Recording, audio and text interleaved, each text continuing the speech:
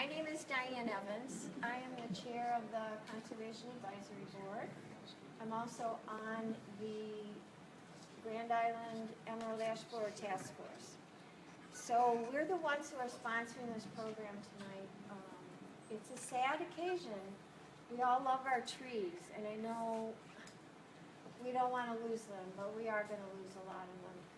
But we want to just educate you on what your options are, if you should treat any, if you want to, and bring up the issues about the town is going to have a huge job ahead of them to be taking down and cleaning up for trees that fall. So we're here to kind of just learn a little bit more about it and try to all work together to make this not so disastrous as it might be. I want you to know that we have now our own task force. We formed it in June. We've been meeting, and Dick Crawford is the chairman, and I want him to just tell you briefly what we're up to right now. Thanks, Diane. As Diane mentioned, after the presentation we had in May, there was a lot of interest to get together and put a task force together to get more information out there to our residents and what we are going to have to do as a town on our properties also. So the task force was put together, and we have started to put together a working plan and working document for the town that will include a lot of different information that will be useful for our residents too, with new types of trees to plant and things of that nature. So we're continuing to do an inventory of the island of town right-of-ways, which is going to greatly affect all of us as residents, because the highway department and Jim Tompkins, who's the superintendent, we are going to be faced with looking at the right-of-ways and looking at the health, safety, and welfare of the roads and taking trees down. We're not sure how it's going to happen or how it's going to get done, because it's going to be a daunting task. As you all know, just by seeing a half a dozen or a dozen or so trees out here. There's 42 trees on the town hall property, and 17 of them are not as affected as the ones you saw out there today. So there's a lot of work that we're going to have to do. We're putting together this management plan to tackle it, and you'll be seeing a lot of stuff the next coming months. Or if you have questions, always call the town hall or the highway department, or attend a conservation board meeting, and we're going to do everything that we can to continue to update you as residents and all the properties that the town and the school and everybody else owns here on the island to, unfortunately, as Diane said, take down too many trees. So enjoy the presentation and other people on our task force are Tom Dwork and Joe Mentor, both from the Parks Department, J.T. Tompkins, Paul Lechner, Ray Billica, and myself.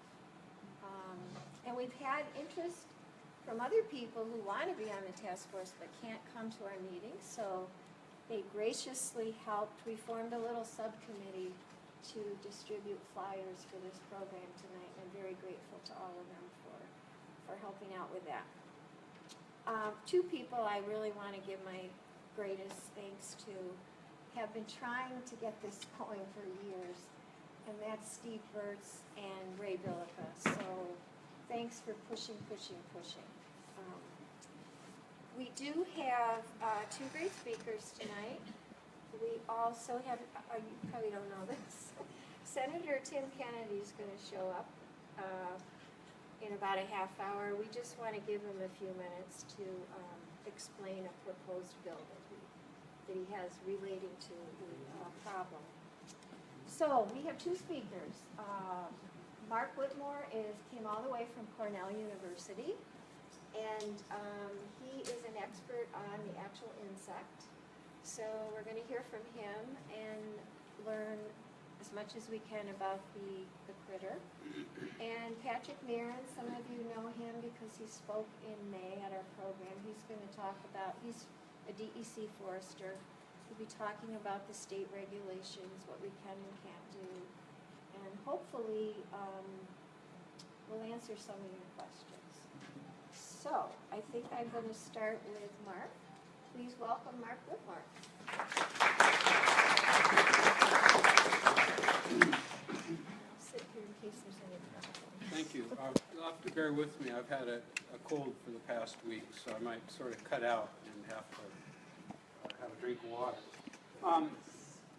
So I'm really happy to be here tonight. It's like this is a huge issue, and you're all going to be impacted, whether or not you have ash trees or not.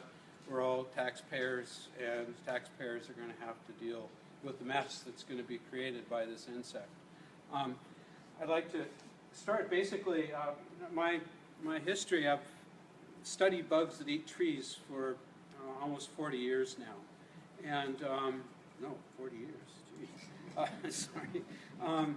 And you know, when I first started, it was sort of a fun profession. I tried to save timber for the timber owners, try and minimize the losses that they would have, and never did I even imagine, even halfway through my career, that we'd be facing the situation like we are now with this insect, and there will be others. Mark my words. This is the climate of commerce with other countries around the world is not going to change. We like our cheap things coming in, and so containers are going to be coming in, and containers always have bugs in them. And just so that you feel better about this, we have exported bugs ourselves, okay, and that are really bad. I mean, just go talk to people about the Colorado potato beetle, you know, in Asia and in Europe, and the great phylloxera. So, you know, this is something that's not just unique to us here in lonely little North America, but this is extremely, how would you say, this thing is going to impact us huge on the money side of things, and ecologically as well, because ash itself represents about 10% of our hardwood forests. And if anybody, you know, 20 years ago had said, well, we're going to have a bug come in that's going to kill 10% of the woods, I'd say, ah, come on, give me a break. But now it's happened, and there'll be more. So basically, this is the bug. It's actually the prettiest dang beetle I've ever worked with, and you know, it's tiny. You know, be it you know, it's like that will fit on a penny easily, and it's really cool because when they come out in the springtime around June, whenever the black locust is flowering, they'll fly around like mosquitoes, and they'll land on you, and you'll think it's a mosquito, and you'll pick it up and go, wow. But anyway, so that's the adult. The life cycle got pretty screwed up on this slide, didn't it? Okay, but I can do this. So what happens is, when it comes out in spring, it makes the quintessential D-shaped exit hole, which is the most terrible character you could ever think of to try and identify this thing, because there are a lot of things that come out of trees and they put holes in it. So forget about the D-shaped exit hole, but suffice it to say, when they come out, they do make that. The female, the adults will emerge from the bark of the tree, and they will mate. The female will then feed on the leaves of the tree to mature her ovaries for about a week or so, and then she will lay eggs on the tree herself. Here are the eggs right here. And so what she does is she tucks those eggs into little cracks on the tree, because, you know, here it is, a little tiny bug, and how's it supposed to eat through the bark, right? So what it does is it actually expands its head capsule with hydraulic pressure, and so then it gets purchased, and then those mouth parts can then eat down into the tree. So it keeps expanding its head capsule and gets down. So if you have smooth bark on a tree, like a lot of white ash have, you know, young white ash, they have really smooth bark. You usually don't find as many in those trees, but they do have little cracks here and there. But it's on these green ash, like we saw out here earlier today, tons of cracks all over it. They love green ash, and they get all over it. So the eggs hatch, and then they go into the tree, and they begin feeding on the inner bark. And here you see it's nice and tiny, gradually gets bigger and bigger and bigger, till here you get the larvae. Here's the larvae right here. This is what they look like right about now. This larvae right here. And, excuse me, you can always tell the larvae of the emerald ash borer from other insects that you'll find under the bark of the tree, because they have these nested bells on the back part of the larvae. And the other ones that you're going to find actually have an expanded head capsule. You see, this head capsule is pretty small, about the same as the rest of the insect. So small head capsule and nested bells. Now, just as a point of information, if you peel the bark off of a birch tree and you see a larvae like this, it's not the emerald ash borer, it's actually the bronze birch borer, which is a native insect. Same genus, different species. Now, the thing about this genus, these beetles, is that they are very, very, very host specific. They only eat ash. That's it. Bronze birch borer only eats birch. Okay? So, so that it gets to this point, and the reason we probably have it here in North America is that after it gets to this point, right about now, they're going to go into the wood to pupate. And so they'll bore down under the wood, probably about, you know, a quarter to a half an inch, and then that's where they'll spend the winter. So, if you peel all the bark off these trees very soon, you'll still have a tree full of bugs, because they'll be under the wood. That's how we think it got here. Basically, wood packing material that was chock-a-block full of these larvae. Okay? So then in the springtime, it pupates, turns into an adult, the adult emerges, blah, blah, blah, blah, blah. Usually a 1-year life cycle. Sometimes it's a 2-year life cycle, depending on the temperature and stuff. We're still getting used to this insect. It's really interesting insect because when we first found it in 2002, it already killed a bunch of trees. We knew nothing about this insect. There were about 2 paragraphs written about it. That was it. And so ever since that point in time, we've just built our knowledge of this insect. So once again, here we go. The larvae feed in the inner bark, or what we call the phloem. Then they pupate in the wood. They also pupate in the thick outer bark of trees when it has thick bark. So here's the emerald ash borer larvae with the nested bells. And here is the native red-headed ash borer. Notice it has this big fat head and tapering down, sort of like a horseshoe nail. So, let me get this up just a little bit.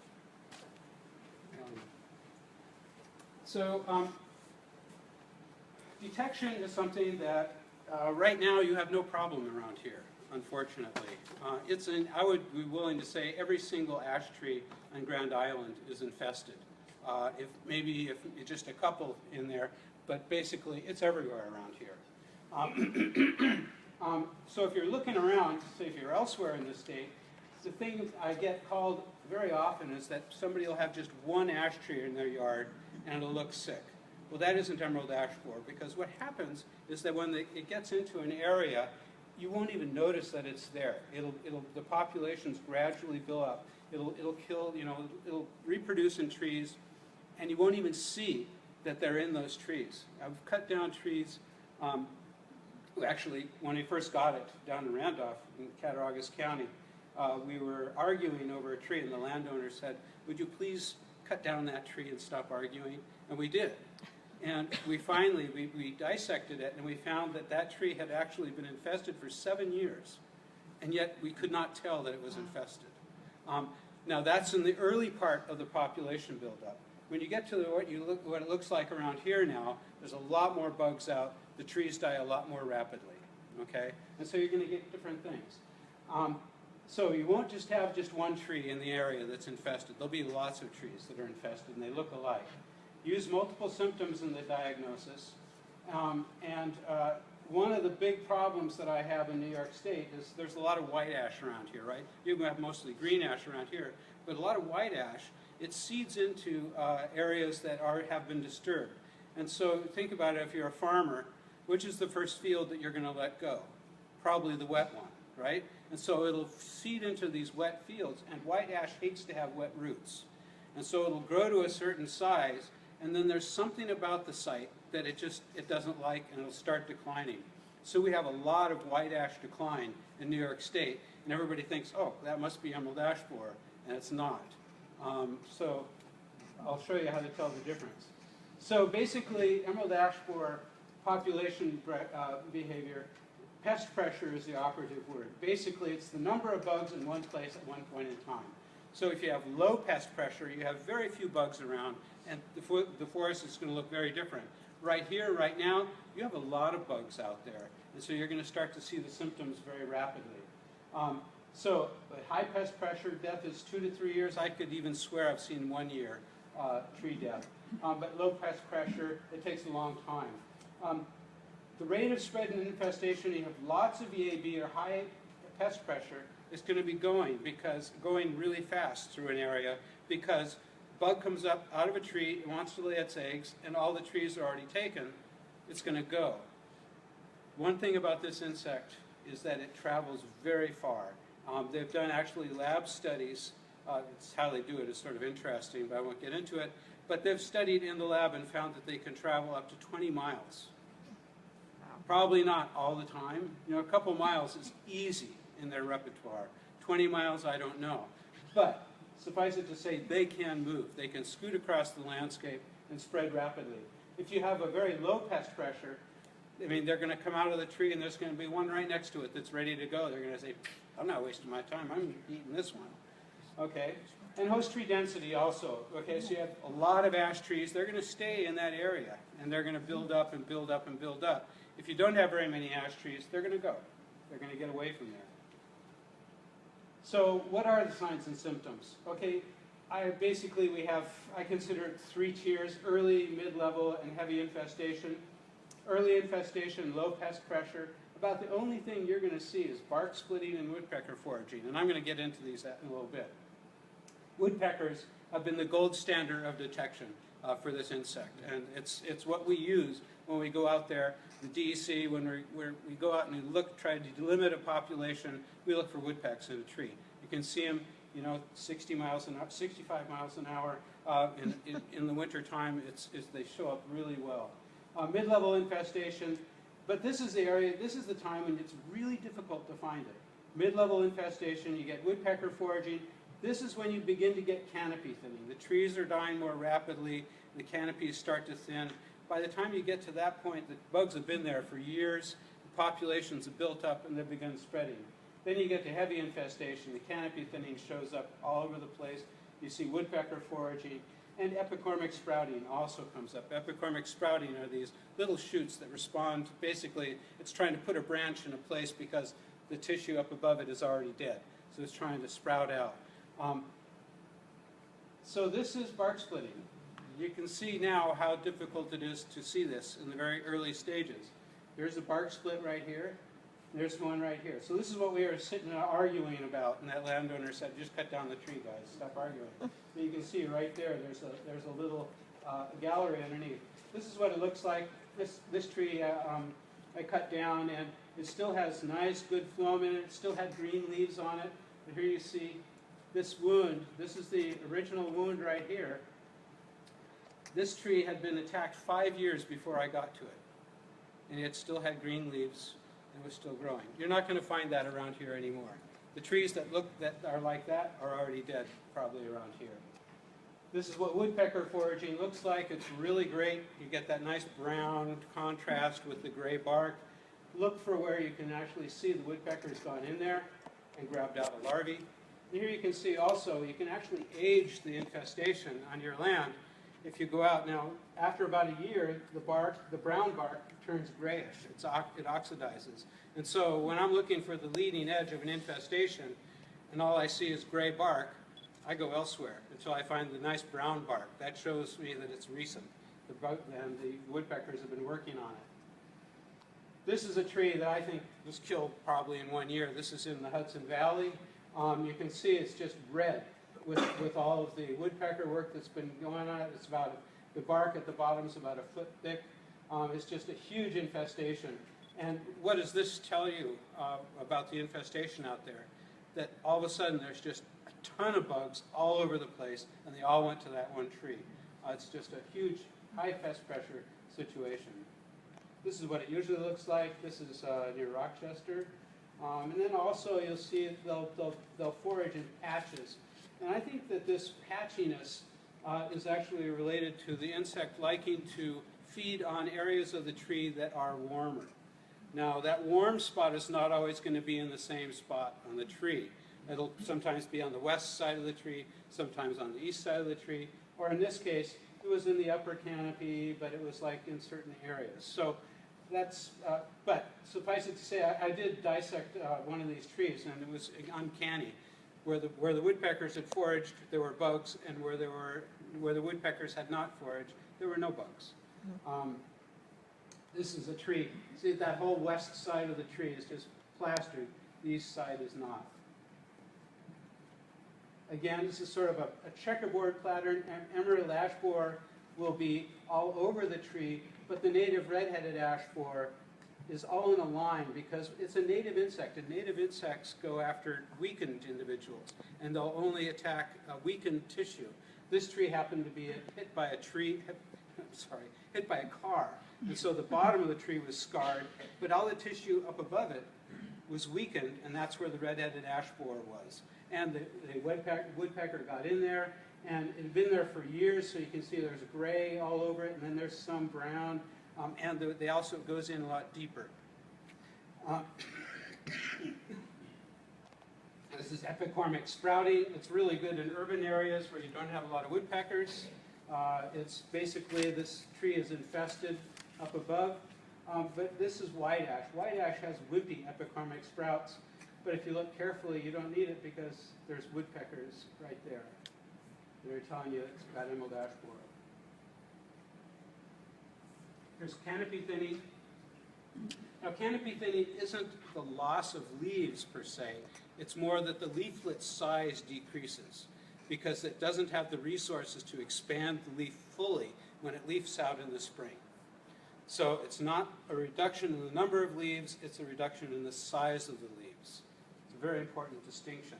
So these trees, this is in the Hudson Valley, these trees are mostly dead. Here you can see the leaflet size is very small. This is sort of intermediate. And I love this bug because it turns out this landowner, we wanted to cut down this tree because we wanted to remove the population, and they wouldn't let us do it because it still had green leaves. But when we got down there, all the phloem was totally taken out. So basically, it had eaten all the phloem in the main trunk of the tree, but there was still green leaves. They still had a little bit of tissue to keep the green leaves on it. Basically, the tree was very, very dead. So, the emerald ash borer story. So, in 2002, there was a forest pathologist that was called into an area where near Detroit where some trees were dying, and he looked at it and said, "No, this isn't a disease. This is a bug, I think." And so he took a sample of this bug to my friend at Michigan State, and she looked at it and said, "I don't know what the heck this is," and that's how it all got started. And so in 2002. They finally identified it as the causative agent of all this mortality in the Detroit area. And in 2003, by January, they had identified this whole area here as infested. Our feeling is that it probably got started in the late 80s or early 90s at the latest in the Detroit area, and the populations gradually built over time. And I was actually giving a talk in Niagara County probably about 5 years ago now. And afterwards, there's a nice fellow that comes up to me and he says, "Well, Mark, I think I brought that thing in." And I said, "Oh, cool. Tell me the story." And he said, "Well," he said, "I'm a retired automotive engineer. I worked all my life in the Detroit area.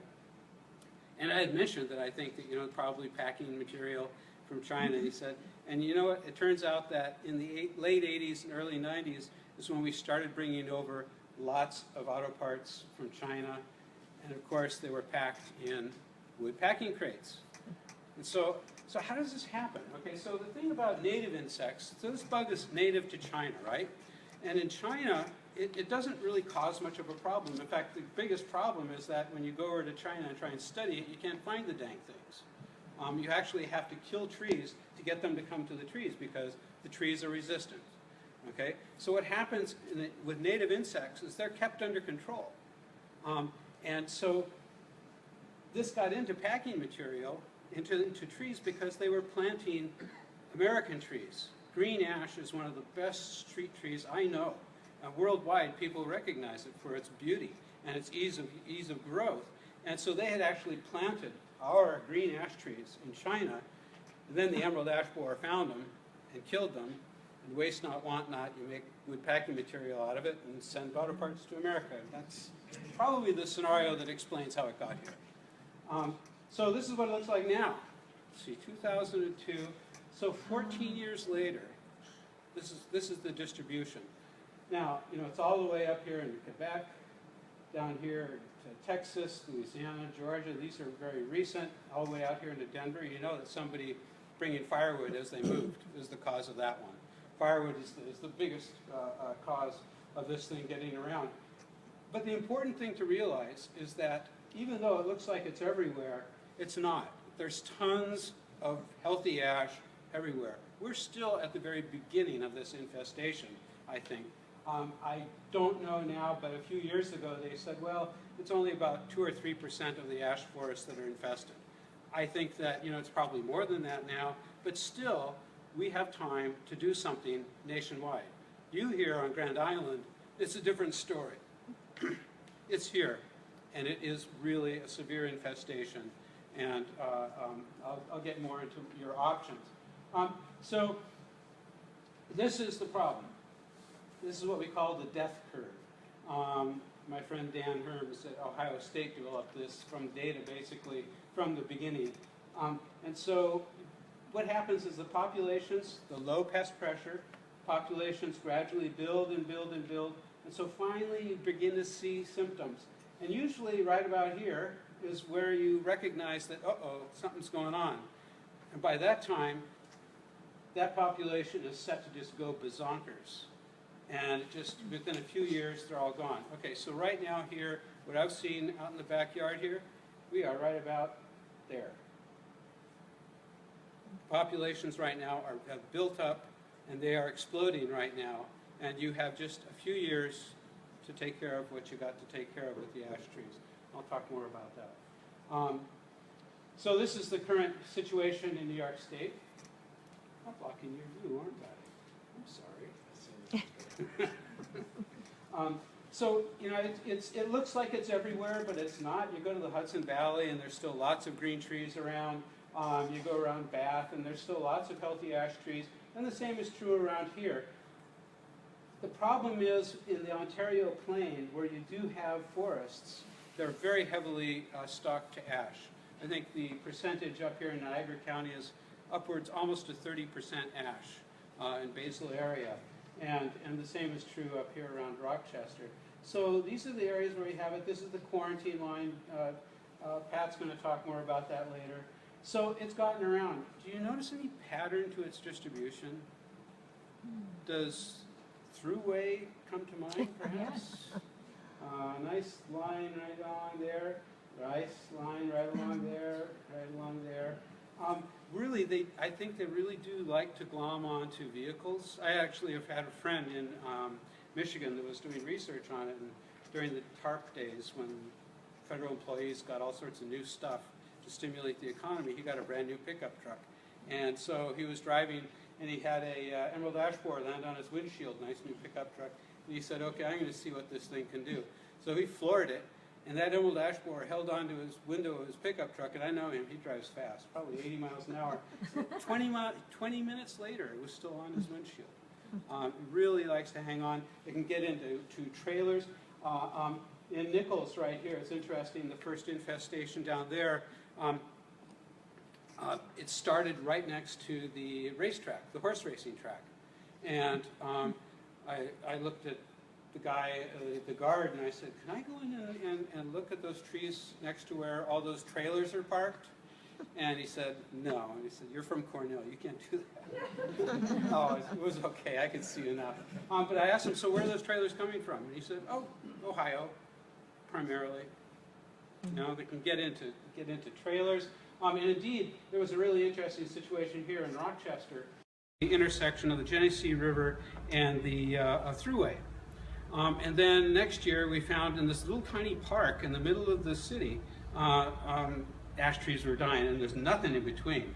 And we just couldn't figure it out, except train tracks right next to it. Right next to it, train tracks came through. I think that's how it started here in Syracuse, right next to the rail yard. And indeed, right here near Albany and Bethlehem, it started right next to the rail yard. So they can glom onto rail, to trains, cars, trucks, rest stops, whatever. I really think that's important. Well, that's besides the point. You got it here.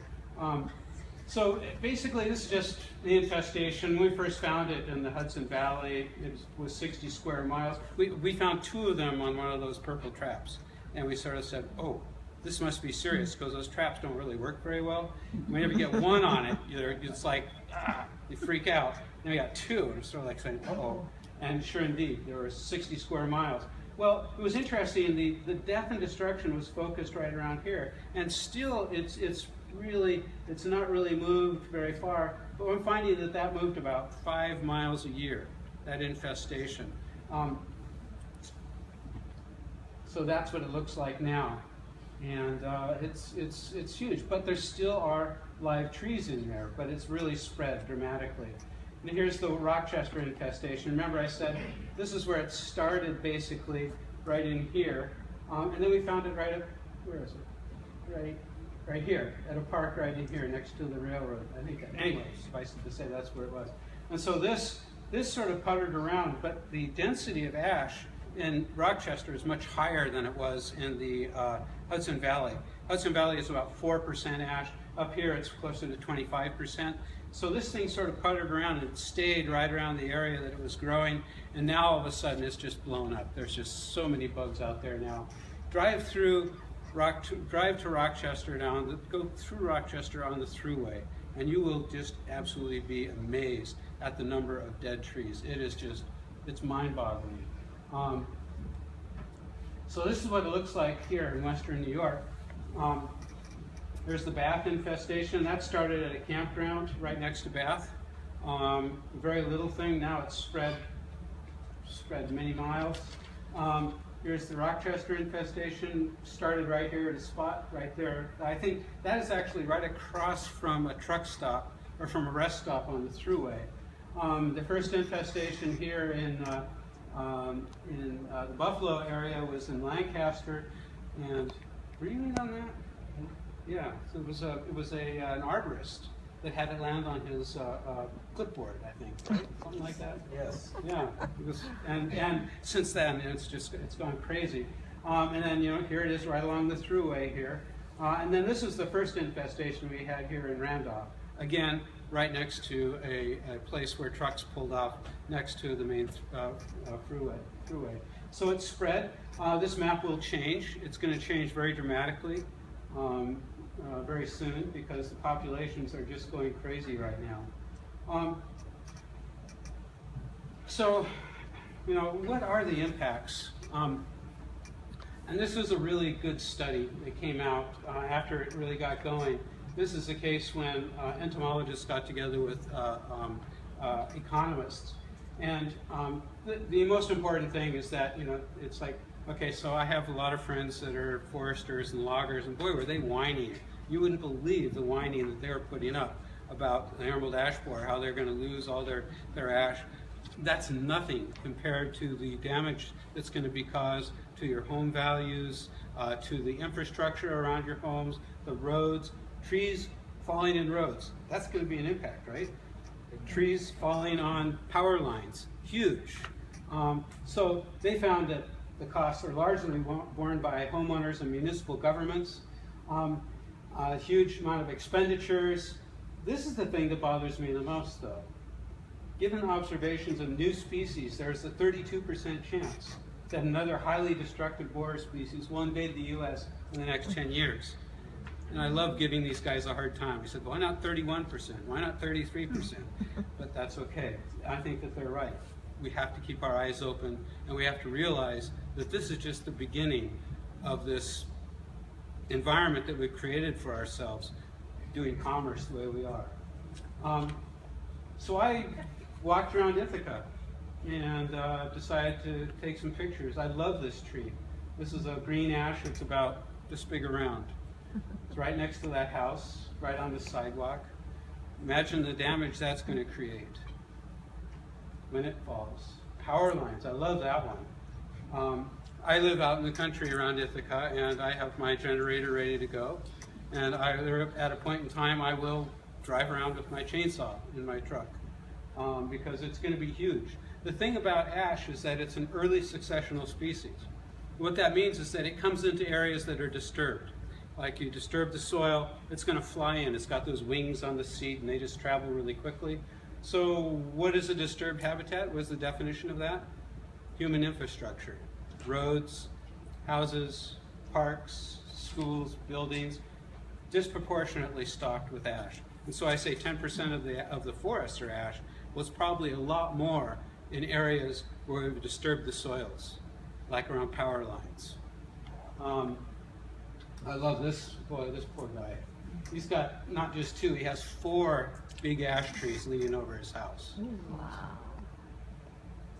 This is my neighbor, one of my neighbors when I was living downtown. She's on a fixed income. She has 4 ash trees like this right next to her house. You know how much it costs to take down an ash tree right next to a house? It's huge. They have to bring in a crane, the whole 9 yards. So you can see the dollar signs mounting, right? And I'm good at fallen trees, but I wouldn't touch this one with a 10-foot pole. Wow. So I sat down with one of my friends at National Grid, and he has been well aware of what's going on, and he's been trying to get his supervisors to do something about it, and they don't seem to budge. But basically, I mean, he got some pretty dang good numbers. The total numbers of miles of transmission lines in New York are about 110,000 miles. Primary distribution, 94,000 miles. Sub-transmission and transmission, don't ask me what that means. But basically, total vulnerable miles of transmission lines in New York State, about 106,000 miles.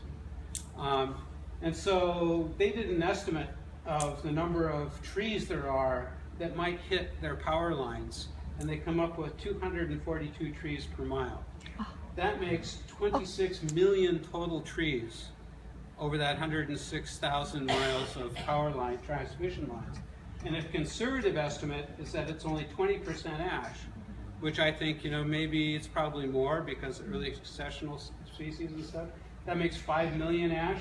And if you look at a very conservative cost of removing the trees by National Grid at $300 a tree, that makes $1.5 billion.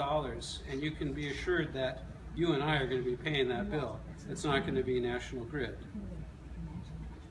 And that's if they're proactive. And if they're reactive, then it's like the ice storms, where you see all those bucket trucks coming up the street from Georgia and whatever. You know how much those guys cost. So, this is huge, and this is everybody. We're all going to be paying for this. And the sooner we know about it, the better. The sooner we start planning, the better. So what are my objectives? I'm very, very moderate in my objectives here. To restore all the ash species to the North American landscape. This is because I like ash trees. I like trees. But the most important, I think, is to mitigate the economic impacts, and that's why I'm here right now talking to you. So I have a 3-point plan, right? Running for office.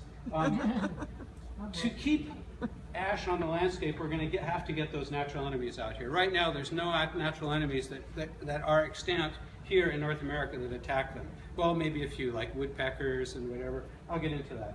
We have to find resistance. Very, very long-term thing. We don't really know exactly what's going on. We have great tools, genetic tools and chemical tools, but still, it's something that's very elusive. I think the most important one, something that everybody can get involved in right now, is conserving the ash genome. Basically, save ash trees with your use of systemic insecticides or by collecting the seed. I prefer saving trees because then you see what you got. You know what it looks like. I'm a gardener, and so I want to collect the seed from the plant that looks best. Biological control, this is the natural enemies. And I think the thing to remember is that it's an additive impact of all of these things. You got the natural enemies taking out a certain portion of the population, you got resistance taking out another part of the population, and then you got other things like maybe wind or cold temperatures, which I don't think is operational, but basically it's an additive thing. And you get all these things adding up to the control of the insects. So in Asia, there's natural enemies galore, and they have resistance, and so they keep the populations really low. We've lost both of those over here in North America, and that's why we're in such trouble. So what we've done, classic biological control, is going over to Asia, finding these parasitoids, and bringing them back and releasing them. And we've gone through a lot of work, a lot of testing to be sure they only eat emerald ash borer. If you study your biology, that should be the first question you ask me. But I'm heading you off at the pass. Amazing amount of work. It takes years to get these insects approved for release. So far, there are 4 of them that have been approved, and 4 of them that have actually been released in New York. They have grown, they are spreading, but are they going to take care of the emerald ash borer? There's no way. There's so many emerald ash borers out there. You know, it's like, okay, so that's oftentimes what happens. Can you imagine how many emerald ash borer are out there? Does the word bazillion come to mind? You know, there's a lot of them out there. And so when you're releasing these predators, I mean, these parasites are hard to grow. Anybody can grow a fruit fly, right? Growing these things takes a lot of time, a lot of effort. And so we're releasing like maybe 1,000. And you got a bazillion bugs and 1,000. It's going to take a long time for the populations to grow. But the thing about it is that if we get them out there now and they spread across the landscape, when all the big trees die and the populations of emerald ash borer come way down, the natural enemies will actually have a higher percentage across the landscape, and maybe they will actually help reduce the populations. And then we introduce resistance, resistant trees, and so maybe we will be able to bring them back on the landscape. Are the trees, the big trees that are out there right now, untreated? Are they going to survive? No. They're all going to die. Unless we treat them, they'll die. That's something, I'm not a betting kind of guy, but I would bet on that one. So, ash resistance, right, we've tried to identify the mechanisms, very difficult to do. They've tried crossing with Asian species, and they've gotten some to work, but most of them don't work. These between species crosses, they don't always work. But what they're doing right now is they're looking at the ash that actually are in the Midwest in Michigan that have survived. And they're asking, why have they survived? We don't really know why they've survived. Are they really resistant, or is it just luck of the draw? Who knows what it is, but we're getting those trees, and they're propagating them and looking at them. And that is something that you can do as individuals as well. Okay, so after this thing blows over here, and you have trees in your back woodlot that have survived, those are worth gold, and I want to hear about it. We've got to institute that here in our state. We've got to have everybody aware that if anything survives this insect, we want those genes. Very, very important. So we get the resistance out on the landscape, we get the natural enemies out on the landscape. In 50, 60 years, maybe we will have ash come back. But we've got to start doing it now. We can't stop. So conserving the ash genome, collecting seed, that's a good thing to do. They take it and they x-ray the seed because there's bugs that actually like to eat the seed too. Then they put it in the deep freeze in Colorado. But I like preserving magnificent individuals with systemic insecticides. That way you can say, see Jimmy, that's what an ash tree looked like. And it used to be everywhere. But also you have those, you can see what the tree looked like. And so you can actually say, okay, that's the kind of tree I want to plant again. And actually I'm working on a project that's really cool. It's out in the Hudson Valley. There's an arboretum, and they have about a 5-acre woodlot, and it's all ash. And so we're trying to save all the ash trees in the arboretum, and it's working, and I'll describe the project later. So mitigating the economic impact, I cannot emphasize enough. In fact, you all know very well that proactive planning is the way to go. That's the way to save money. Right now you are so deeply ensconced in this infestation, you've got to react really fast in order to minimize the potential for damage. I think personal damage, I think, is the most important one. You've got to identify priorities. I like intermunicipal cooperation. I mean, there's actually communities around here that have actually gone through this before you, and they probably have some dang good ideas. In fact, Pat knows about them, and that's the beauty of the task force, is that you can latch on to what's happened elsewhere around here. And you can develop, it gives us a little bit of time maybe to develop novel management techniques with pesticide treatments and wood utilization. There's going to be a lot of wood out there. What are you going to do with all that stuff? I mean, I can only burn so much ash. It's my favorite firewood, but there's going to be a lot of material out there to deal with. What are you going to do? A lot of questions. So what are the management options? Doing nothing, well, that's really great, because trees fall down and they hurt people.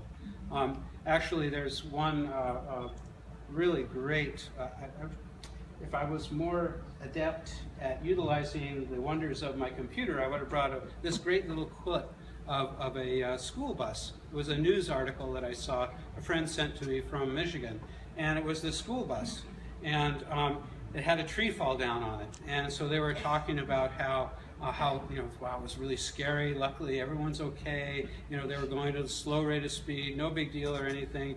And they had a couple interviews. And then at the last bit, they pan to the tree, and somebody pulls up the bark, and it's an ash tree, and it's filled full of emerald ash borer. You know, that's the thing. It's the personal injury thing that's really the thing we have to pay attention to. So that's, you know, remove all the ash before they become infested. How many around here? There's 42 trees around here. That's going to take a chunk of time and a chunk of change. And then you got how many on the streets around here? I mean, this is it. Just think about it. It adds up really quickly. If you don't have an inventory, if you as a landowner don't know what your liabilities are, I mean, that's like putting your head in the sand. Remove ash as they become infested. You know, that's reactive. Right now, you are on that death curve. And you're going to have a lot of trees dead really fast around here. Remember the death curve. You got a lot of work to do. I'm sorry to say, I really am. I like the idea of treating with insecticides, and I got to admit at this point in time, I got into this business 40 years ago because I did not like the use of the insecticides in the woods. I remember the good old days of the spruce budworm, where they had these, you know, World War II bombers flying all over hundreds of miles, you know, spraying DDT. That was really cool. So that's why I got into biological control. My specialty is biological control. And my major professor at Berkeley would be displeased with me if I was advocating the use of insecticides. But then he also, I think he would realize the necessity. Treating with insecticides is very effective, and it's a very different thing these days than in the good old days of spraying so it gets all over everything. There's no collateral damage when you use systemic insecticides. It just goes right in the tree, it stays in the tree, and it's very, very effective. And I will submit to you that it actually might even be more cost effective to treat your trees with the insecticides than to have them removed. And I'm thinking of my neighbor across the street with those 4 big trees right next to her house, and the cost of bringing in a crane and taking out those trees as opposed to the cost of treating them. Now, this is just something to keep in your mind. The treatments are very effective, and they might be less expensive than taking down the tree. I'll answer questions later. So, what's that doing in there? Oh, treatment options. Okay. So, pest pressure affects not only pest detection, but also treatment options.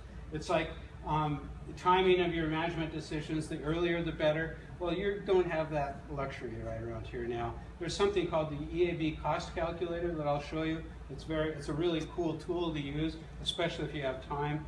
But pesticide effectiveness also varies with pest pressure. And work has shown that only the best pesticides work at the highest pest pressure. So these are the systemic insecticides that have been, investigated very thoroughly. If you don't see a chemical up on this list, don't use it. And I would not recommend using any of these chemicals right now here on Grand Island, except for this one right here. Right now you have a very high pest pressure situation. This is going to be your best bet. If you want to save your trees, you must use this. The imidacloprid is a very common insecticide. It's been used in dog collars, you know, those flea collars they got in your cats and your dogs ever since the 60s. That's imidacloprid. It works, but you have to apply it every year.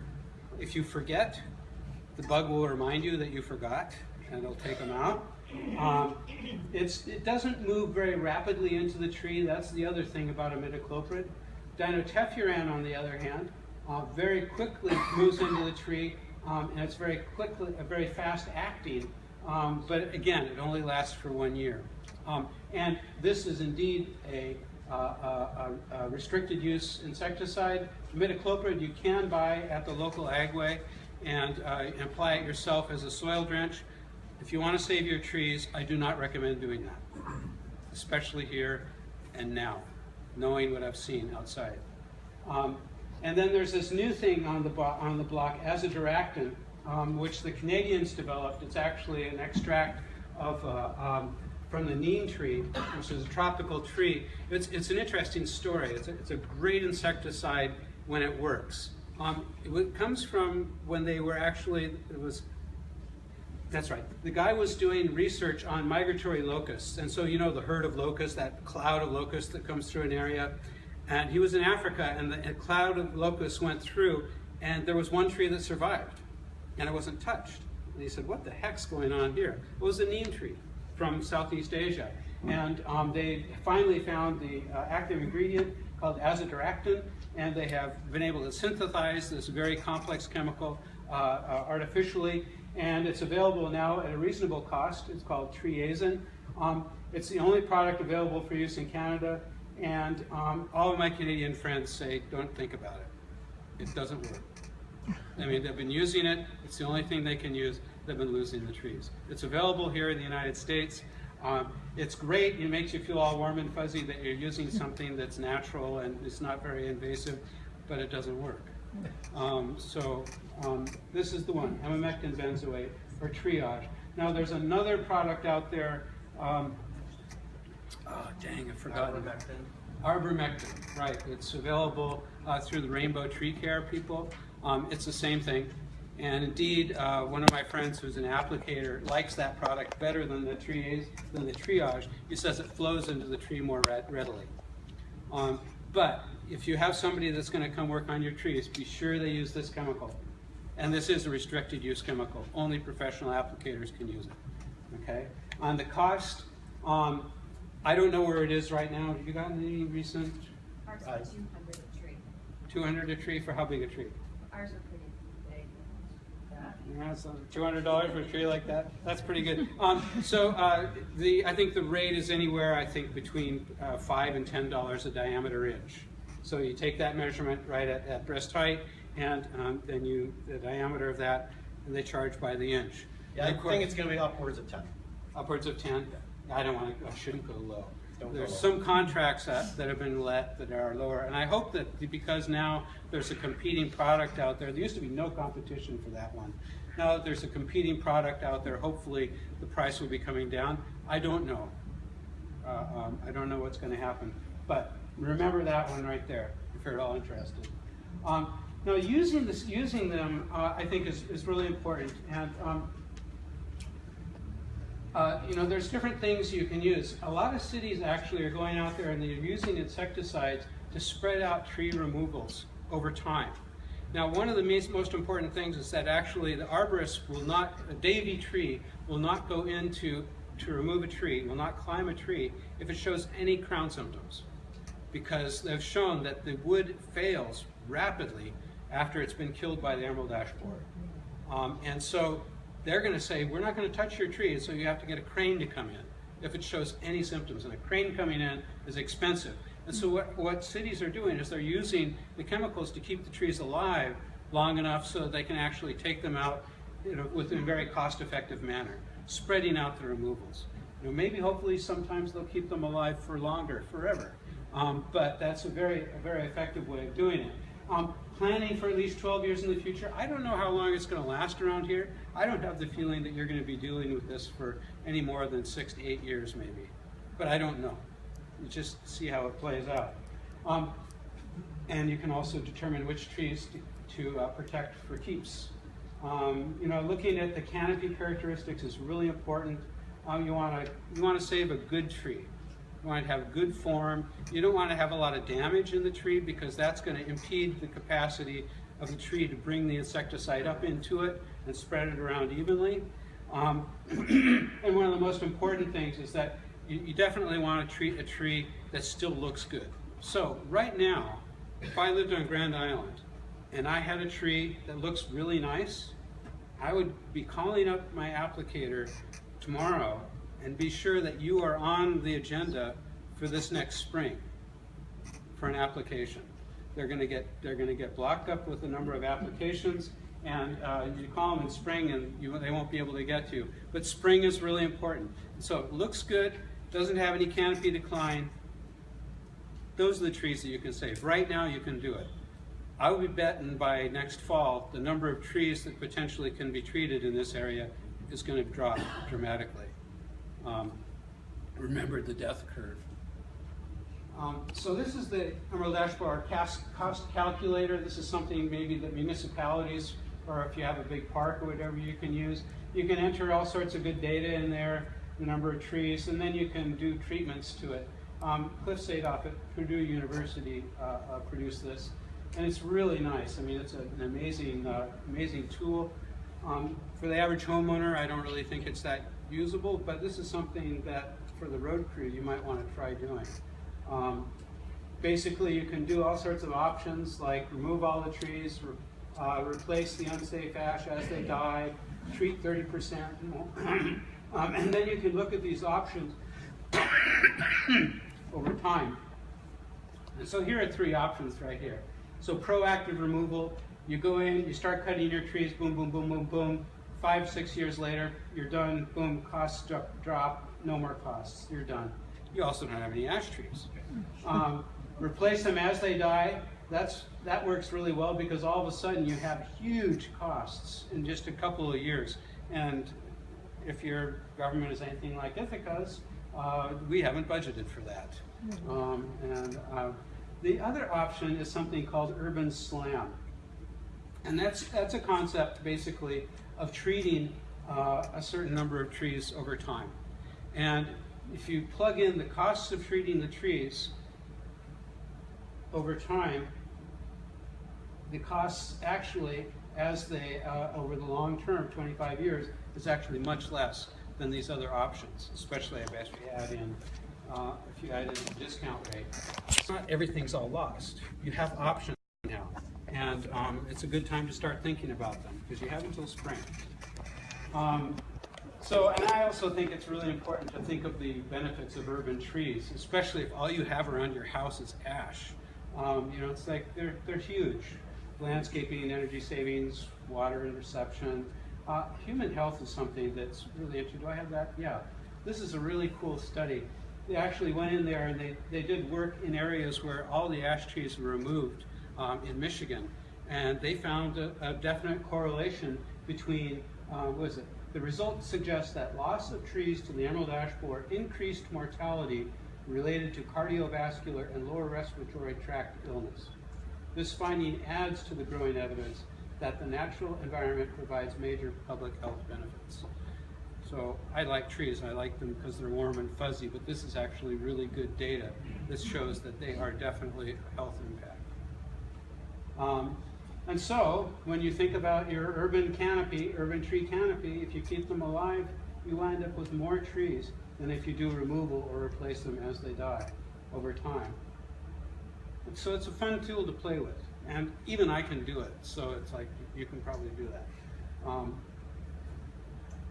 Another interesting thing is something that I've been working on. Remember I talked to you about that arboretum that I'm working on in the Hudson Valley. And this comes out of, this is an idea of Deb McCullough, my colleague at Michigan State, and her postdoc, Rodrigo Mercader. And they were sort of thinking, this is based on the concept, okay, so you have a group of trees, a population of trees. Remember the female, when it comes in, it actually has to mature her ovaries by eating on the leaves? Well, all she has to do is take one bite of a poisoned leaf and she's dead. And so this looks at that possibility in a stand.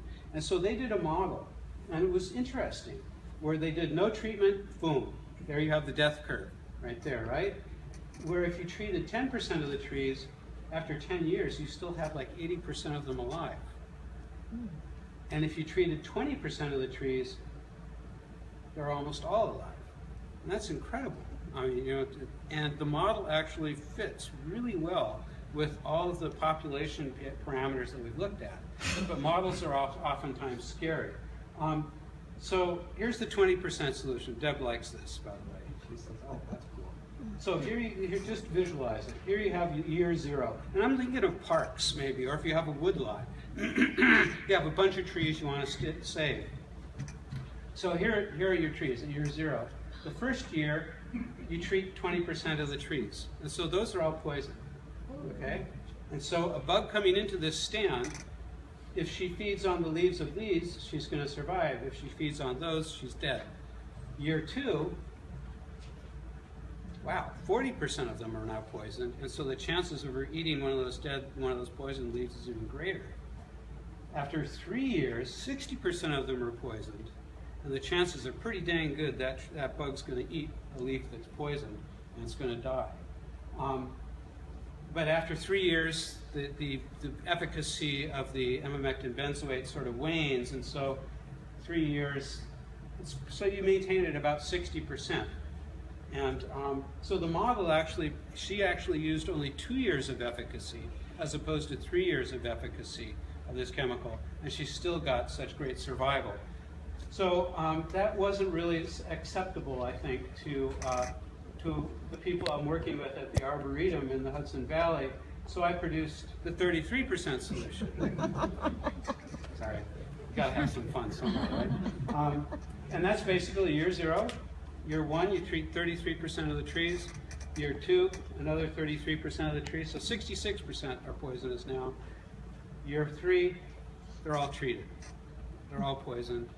And so this actually, we will be doing year 3 right now at this Arboretum in the Hudson Valley, and the trees all look great. So I think that this really does work. It's just a thought. It spreads out the cost over time rather than having one big cost, nice and even. So what can you do? I think the most important thing right now is to inventory your ash. Know what your liabilities are. And one of my favorite things, I remember when I was in Randolph and I was working, and so we were looking for study trees, and so we were looking, wandering around, and we got to this really nice line of ash trees along a driveway. So we went up to, knocked on the door and said, "Oh, hi, how you doing? Blah blah blah. We're from Cornell, wanting to do research." And I said, "This nice line of trees along your driveway, it's like that's perfect. Mind if we treat them?" And he said, "Those aren't my ash trees. Those are my stupid neighbors." So, if they're not your ash trees, you better know about it and be sure that your neighbor is well aware of it as well. That's the take-home message from that. Explore the management options using the cost calculator. Know where EAB is? Well, that's sort of the point is moot on that effect around here. It's here, and it's everywhere. And I really recommend paying attention to the task force and communicating with other task forces. The task force in Erie County has been going on for years. There's all sorts of resources out there. They've identified arborists and have they identified a way to get rid of all the dead trees? No. Sorry. Well, hopefully someday we'll figure out what to do with all the dead trees. And it's one of my favorite cartoons. And I got to thank Cornell University for putting up with me. DEC, I like the old logo, not the new one. The Forest Service and USDA have all participated in funding my work. Thank you, Mark.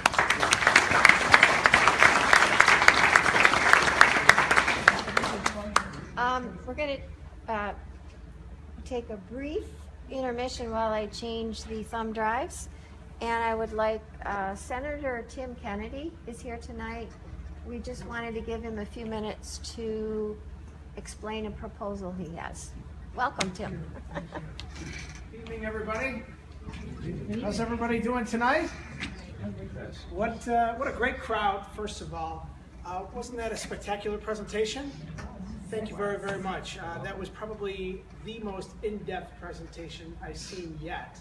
So thank you for your work. And to the task force, Diane Evans, thank you for the invitation. And the task force, this shows how engaged the Grand Island community is on this important issue. This is something that impacts everyone, not just in Western New York, but all across the state. I think everyone's probably seen or heard the statistics in one form or another. In New York State, there are about 900 million ash trees that represent about 10% of all the trees in the state. They make up more than that, though, locally in Erie County. We have about 24.5 million ash trees, which represents about 20% of the trees in Erie County. So this is a problem that is larger in our local vicinity here. And my guess would be on this beautiful island that number is probably even higher because of the property and the vastness of many of the properties and quite frankly the beauty of the area. So everyone recognizes how in-depth this problem is. I have a couple of solutions to help homeowners and municipalities, and I just wanted to come before you here tonight. I also want to recognize my friend Jim Sharp, who's here, as well as Supervisor Nate McMurray, who welcomed me earlier. So two pieces of legislation I have, one specifically designed to help homeowners across the state. And let me just, before I even get into this, I want to just be very clear. This legislation is brand new, so I'm just advancing it. I unveiled it just a couple of weeks ago. It has to go through an entire process at state government. We have to get it passed through the Senate. We have to get a mirror bill passed through the Assembly, ultimately to the governor's desk to be signed into law. The legislation basically says, very simple, first piece of legislation says that as a homeowner, as a taxpayer in the state of New York, if you have an ash tree on your property that has been designated by an arborist, certified arborist, to have been infested, and you treat that, you get a tax credit up to $100 or half of the cost of that treatment. The other part of it is that if that tree that's infested needs to be removed and that arborist declares it to be so, then you will qualify up to a $300 credit against your state taxes. So it's very simple in that regard. The complex part is getting it passed. So what we're doing is we're getting the message out there, not just locally but across the state, and we're hoping to fast track this as a priority bill of mine in the state legislature. The other bill that I have, again, this is another simple fix to a long-term issue, is that municipalities across the state would be required to follow the 10-20-30 rule, which basically says that when trees are planted in any particular municipality, that no more than 10% can be a specific species, no more than 20% can be a specific genus, and no more than 30% can be a specific family. The Buffalo Olmsted Parks Conservancy has endorsed these pieces of legislation. They are already practicing the 10-20-30 rule. There are municipalities that are already practicing the 10-20-30 rule. We are seeing the devastation that the emerald ash borer is causing in our community and across the state. We've seen the Dutch elm disease wipe out the beautiful trees in our community many years ago. And what the 10-20-30 legislation will ultimately provide is a safety net for communities across the state so that we don't fall into that trap of succumbing to any new sort of invasive species that may lie ahead in the future. So that's it in a nutshell. Just two pieces of legislation. I wanted to come here. Thank you for your involvement and your engagement. Again, what a tremendous crowd, and I think it's demonstrative of the sort of community that you have here on Grand Island, that you're so engaged, especially in an issue of this magnitude. And you know, there are municipalities that have offered to do resolutions of support and that sort of thing.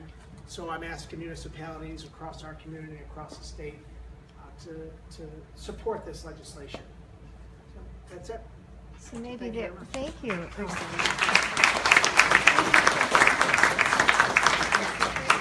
Sure.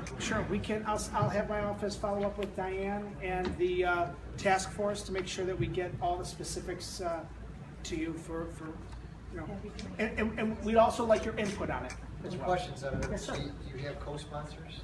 It's brand new legislation, so we're just out of the gate. I expect there to be many co-sponsors.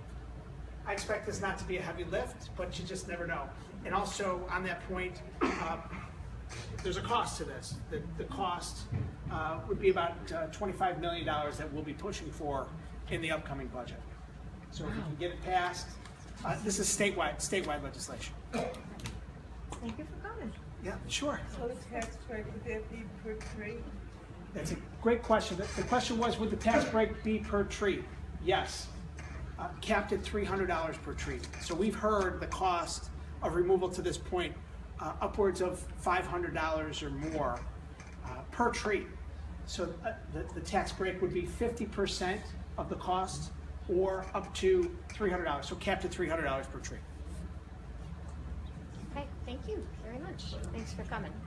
Is it only ash? Because there are other trees that are dying too. There are evergreens dying. We had Lombardy poplars, they're all gone. So there are other trees besides ash too that are dying. Another great question. This legislation specifically designates the ash trees because of what's before us right now, but certainly we can look at other opportunities for other legislation. Okay, thanks very much. Yeah. I think.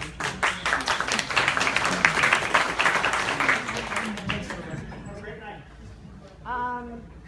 I know you've been sitting for a while, but we were so delighted to have Mark here to give us so much information. So Patrick Marin is going to speak not quite so long, and then we'll have a little time afterwards for questions. And there are some seats in here if those of you out there want to come in and sit down. There's even some in the front. So I think that's going to work for you, right, Patrick? It works. Okay. All right, I will promise that this will be short. This is the dry, extremely boring regulatory stuff. And it's always hard following Mark. Anyways, and now our state senator as well. So I'm Pat Marin with the State Environmental Conservation Department. I work in our Buffalo office. I service the northern part of Region 9, the western part of New York, basically covering the counties of Erie, Niagara, and Wyoming, to provide rural landowner services for forest landowners. But then I also work with local municipalities to support their street and park tree programs. I am a member of the Western New York Emerald Ash Borer Task Force, which is how I came to know Diane, and she invited me past spring. We had a great attendance and thought we'd try it again. And so I'll just quickly talk about the firewood regulations and the EAB quarantine, so that you're aware of possible regulatory issues with handling your dead, dying ash trees. So we actually put these firewood regulations into place prior to emerald ash borer even being discovered in the state. We were aware of the issue and monitoring was happening in the Midwest, and we're pretty sure that firewood was a vector, a source of the emerald ash borer spreading so rapidly. And so it's important to know that the firewood reg is not just for emerald ash borer. It's all species of wood, and it's for all causes of concern, because firewood can carry other insects and carry diseases as well.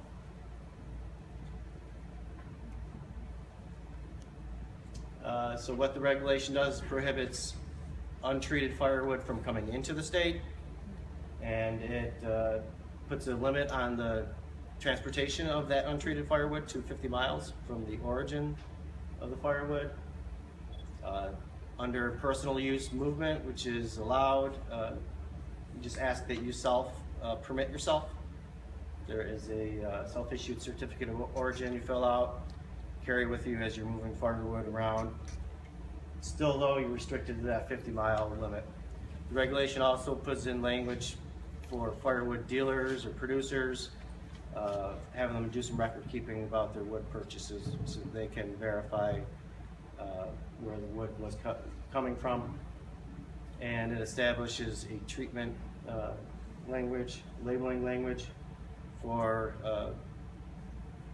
treating firewood to make it safe for longer haul movement. You've all seen the bundles of warmth, those firewood packs you can buy at 7-Eleven and whatnot, and those are all meet the New York labeling, New York standard for treatment. What is firewood? All species of wood, doesn't matter the size, the form, the shape. It looks like firewood, it's going to be firewood. And essentially what it comes down to is these bottom two lines: form and size suitable for firewood or destined as use for firewood. What is not? Basically kiln-dried wood, chips and pellets, logs that are being transported for some other use or that would be being taken to a treatment facility. This is the self-certificate of origin, basically your name, address, approximate quantity of firewood you're traveling with, the origin of the firewood, and the destination that you're traveling to. I have copies of these in the back that I will have available if anyone's interested in them. So if you're a producer or firewood seller, even if you're somebody who's selling firewood out at the road, you should be providing this to your customer. Some documentation that lists the origin of the firewood, complete with your name and legal address, so that the consumer then can transport that firewood under the 50-mile regulation. This is the treatment standard. Someone had asked me before earlier, hopefully they're still here, clarify 160 degrees Fahrenheit for 75 minutes. This is not a moisture content spec, so just kiln drying doesn't necessarily meet the spec. What we're looking for is this internal temperature at that time length. And then this allows you to label your firewood as pest-free in New York. It allows then for that longer haul movement of the firewood. So all of that, as long as it doesn't conflict with something else. In this case, the emerald ash borer quarantine. And then the more restrictive regulation would come into play. For us in Western New York, the more restricted one is actually probably going to be the firewood regulation. It's going to limit you to the 50 miles. Because as you've seen earlier, and I'll show you again, the emerald ash borer quarantine, those sections in orange, you've got the horseshoe shape there following transportation corridors, as Mark had noted earlier. And so really all of Western New York is fairly well within that quarantine. We're missing just a little bit of that southern east corner of Erie County. Those maps will likely be updated on an annual type basis. This went into effect in 2015. At that time, the Rochester and our western region restricted zones were separated. New fines during the following year allowed us to close the gap and bind them into one restricted zone. So the purpose is to protect our ash forest, the resources, kind of mitigate some of the economic, environmental impact of the insect, and to slow the spread from where it's not.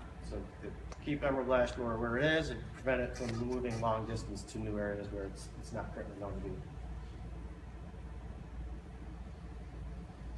So we've gone through a couple iterations of the quarantine. At one point we had county by county, and then they blew it up and took all the state south of the thruway, and plus all the western New York was included in it. But we've gone now to this more localized system, basically following town lines. State. So we are in the western region, and there's the Montezuma going across the state. Syracuse and Rome, and then down across the southern tier is the Nichols, Binghamton, Unadilla, and the Hudson Valley. You can see the two large infestations there. So I said it follows town lines.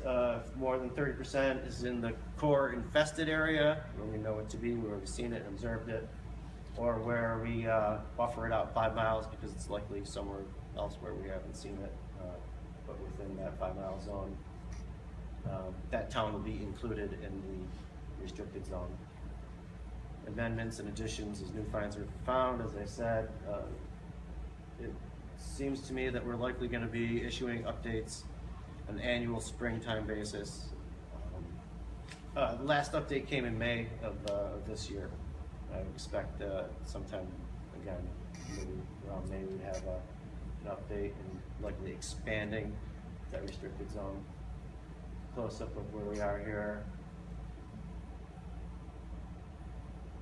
See, it covers into Wyoming County as well. And there really is something to what Mark said about the transportation corridors. You can see the 90 goes up and across, and you get the 390 coming down. What's regulated under the quarantine? Ashwood, logs, nursery stock, firewood. We're only regulating wood chips during the early emergence period, April 15 to May 15. So what can you do? Movement within a restricted zone is allowed at all times of year. So this now helps facilitate management. The communities need to get dead, dying trees off their streets, taken somewhere either for utilization or for disposal. Movement out of a restricted zone is not allowed without a compliance agreement or limited permit from our partners at New York State Ag and Markets. And then wood chips cannot be moved April 15 to May 15, and ash nursery stock cannot be moved out at all.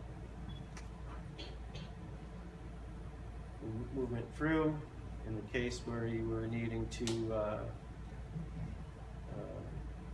originating outside of, now this isn't the case up here, but perhaps if somebody has property down south or something, movement through, so if ash logs originating outside of the quarantine, you need to drive into the quarantine or through the quarantine to get to a destination mill, would require just basically direct transport, the waybill declaring where you're going and where you're coming from. And that's it. And I'll offer this to folks. As I mentioned, I am a rural landowner service provider, whereby we provide free management advice to forest landowners throughout the state. We've done this going back to the 1950s or so. And so it might be something to be interested in evaluation of your woodlot for management objectives, or figuring out what to do perhaps with your ash trees, if they're marketable or not. And I'm in our Buffalo DEC office. Thank you. I think I'll invite Mark back in, and we'll just take a few minutes for questions for either Patrick or Mark. So, anyone have a question? Yes.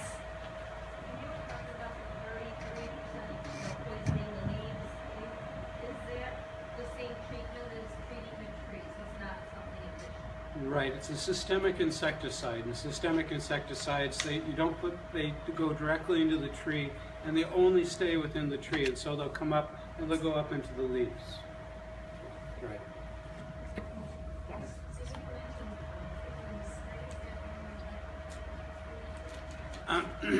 I'll repeat the question. The question was, is the springtime the only effective time to treat the trees? No. With the emamectin benzoate, you can treat in spring or fall. And the reason I said spring today is because it's already too late. Because the leaves, they go off the tree and it won't be able to draw the insecticide up into the crown. You have to have leaves on the tree. And the other thing is that you also have to have nice damp ground. So this year was actually a really lousy year for treating trees because of the drought.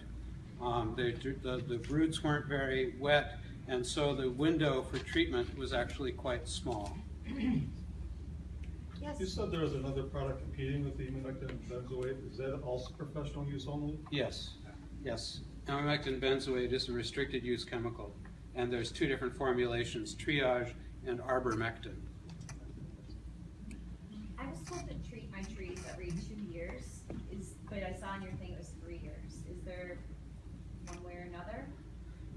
The label says 2 years, Okay. but the research says 3. Yes, sir. Is there a way to get a copy of your presentation? Do you post it anywhere, or is it?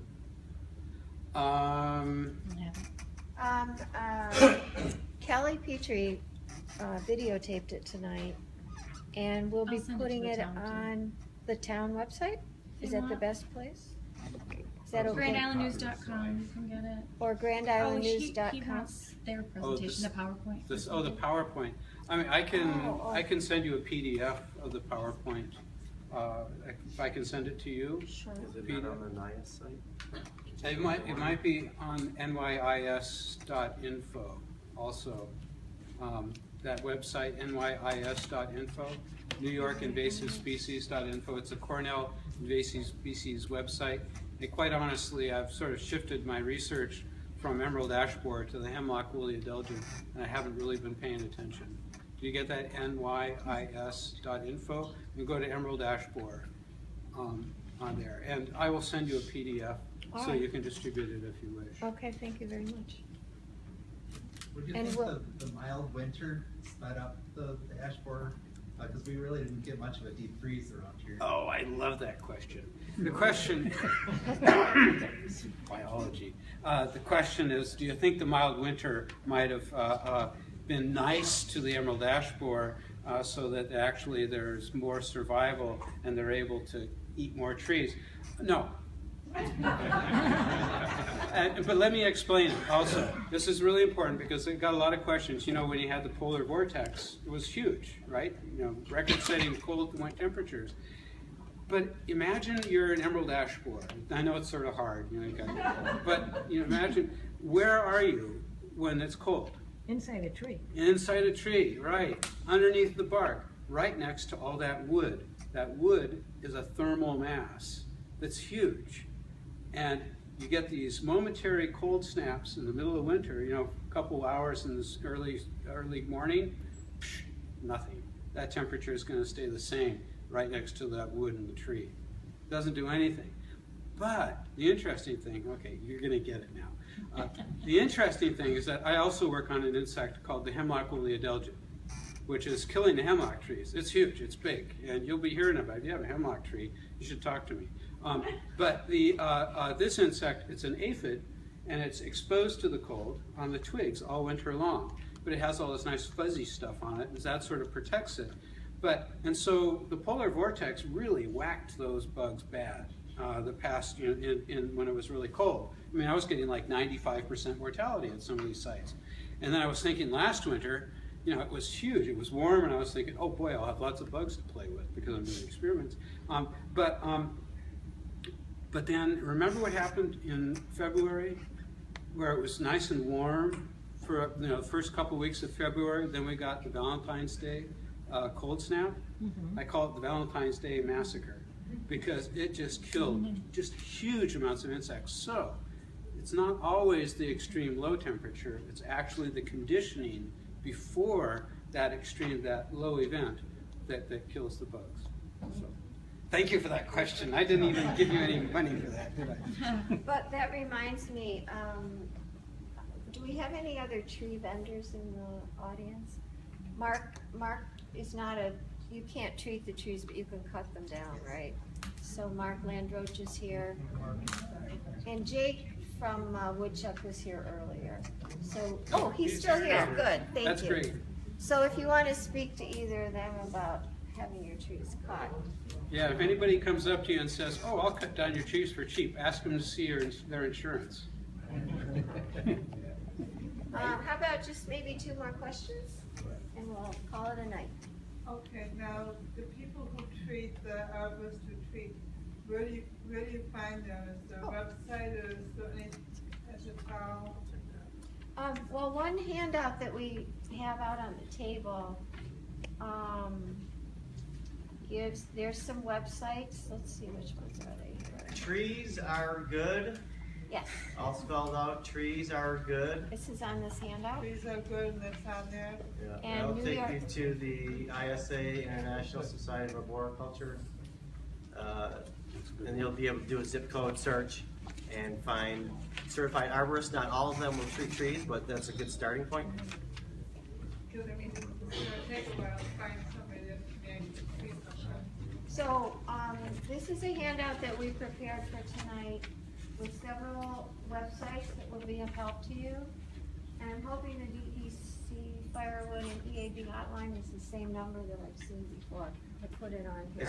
I haven't heard of any changes Okay. recently. And on the back, we also made a list of some recommended replacement trees for Grand Island because the ash trees that are growing here are mostly in, what do you call it, Paul? Floodplain, like floodplain trees, so that's on the back too. One more question? Yes? You mentioned that treating the trees is your number one option. Is there any way of knowing what our chances are of saving the tree? I mean, how bad does it have to look, or how good does it have to look, or? I would trust the person you have treating the tree. I would trust the arborist. My thumb's rule is usually no more than 25% canopy decline. But you know, it takes a lot of time to get that eye to know when you have that much canopy decline. I wouldn't expect you to have that capacity. But you should trust your arborist. They're actually some really good people. Okay. I guarantee it. Thank you so much for coming. I would really like to ask you too if you have trees, you know, you share with a neighbor or they're close by, start talking to your neighbors about it because we're gonna have to work together to solve these problems and avoid some catastrophes. So anyway, thank you so much to Mark Whitmore and to Pat